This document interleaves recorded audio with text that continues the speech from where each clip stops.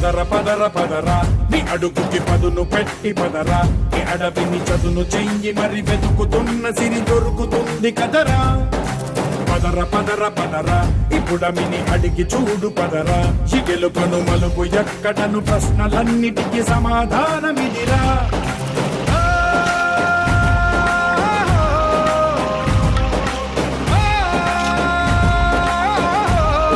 Hello, నేను మీ మధు అజ్మీరా. నేను ఆ రోజే చెప్పాను, ఆసిఫాబాద్ జిల్లాలో ఒక మారుమూల ప్రాంతం ఉంది. వచ్చే 9 తారీఖు నాడు ఆదివాసీ దినోత్సవం సందర్భంగా ప్రజెంట్ ఇప్పుడున్న సమాజంలో కూడా ఆదివాసీల పరిస్థితి ఏంది చూపించడానికి పెద్ద గుట్టనేది ఎక్కిన. ఇంకో 10 నిమిషాల్లో ఆ గ్రామం ఏంది, వాళ్ళ బ్రతుకులేంది, ఆ పరిస్థితి ఏంది మీ ముందు పెట్టబోతున్నా. రైట్.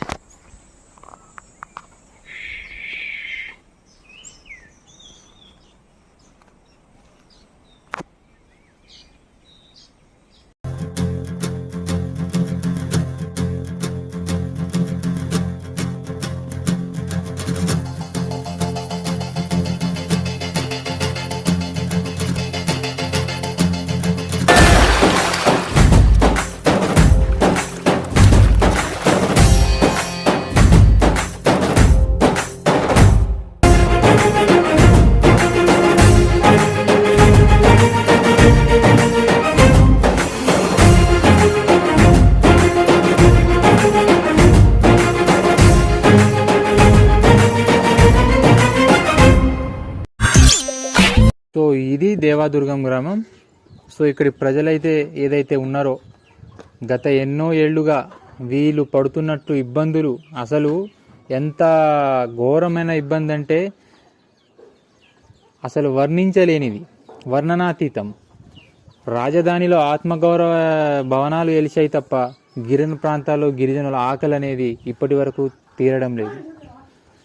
గత ఎన్నో సంవత్సరాల నుంచి కనీసంగా వీళ్లకు రావడానికి, పోవడానికి, వ్యవసాయం చేయడానికి, వీళ్ళు పండించిన పంటను అమ్మడానికి తీసుకుపోతే రవాణా సౌకర్యం కూడా లేదు. కనీసంగా రవాణా సౌకర్యం కూడా లేదు. ఒకవేళ రవాణా సౌకర్యమే వస్తే బంగారం పండే భూములు గ్రామం చుట్టూ ఉన్న విషయం మనం చూస్తూ ఉన్నాం. గత ఎన్నో ఏళ్లుగా ఎంతమంది వచ్చినా, అధికారాలు మారుతున్నా, ప్రభుత్వాలు మారుతున్నా, నాయకులు మారుతున్నా, ఇక్కడ బ్రతుకులు మాత్రం మారకపోవడం వీరి దురదృష్టకరమో. సో మన ఆదివాసీ ప్రాంతాల్లో మక్క పంట అనేది చాలా ప్రాముఖ్యత ఉంటుంది. ఇప్పుడు దాదాపు సమాజంలో అభివృద్ధి చెందింది కాబట్టి విలువైన పంటలను వేసి ఆ రకంగా రైతులు ముందుకు పోతున్నారు. కానీ గిరిజన ప్రాంతాల్లో మాత్రం వారు తినే తిండి వాళ్ళ ఇళ్ళ ఆవరణ చుట్టూలో పండించుకుంటారు.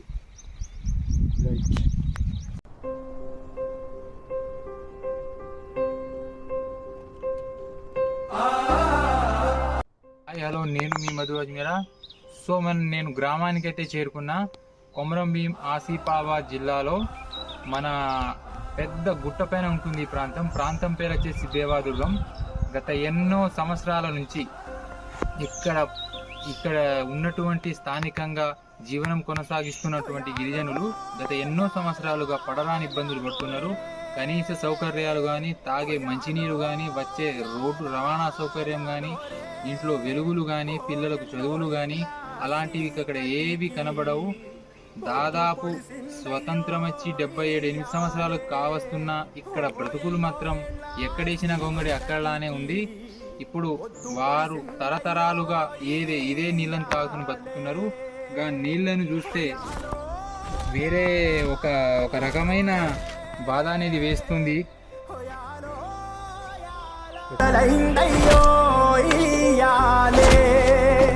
ఎన్నో ఏళ్ళ కలికి ఆట మొదలైందయ్యో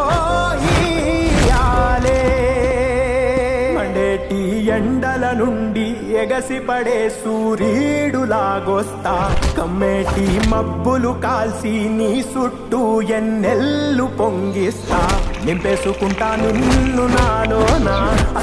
ఇప్పటికీ ఇదే నీళ్లు తాగి బతుకుతున్నారు. దాంట్లో ఎన్నో రకాల పురుగులు, ఎన్నో రకాల కీటకాలు ఉన్నాయి. అయ్యా, ఈ బావి తవ్వి ఎన్ని సంవత్సరాలైంది? ఇప్పుడు దాదాపుగా అప్పుడు చాలా సంవత్సరాలు అయింది. ఇప్పుడు అప్పట్లో అయితే గిదే నీళ్ళు తాగుతాం, ఇప్పుడు కూడా తాగుతున్నాం. ఓకే.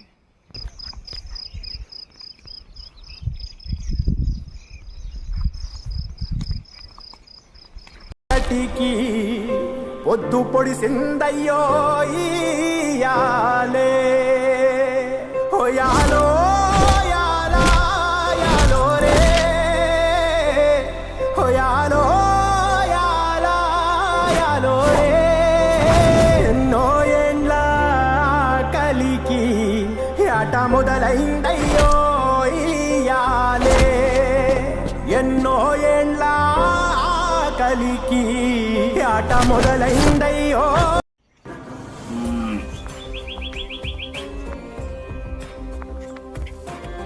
దేవాదుర్గంలో ఒక పురాతనమైన ఒక దేవాలయాన్ని చూస్తా ఉన్నాం.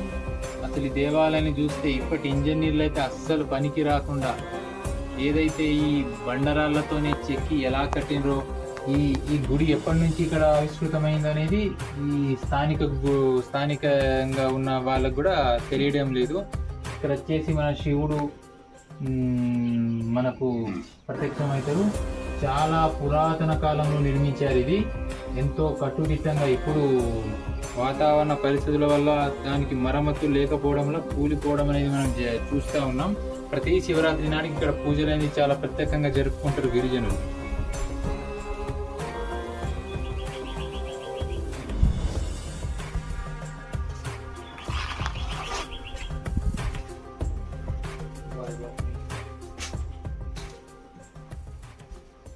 డిజైన్ సహా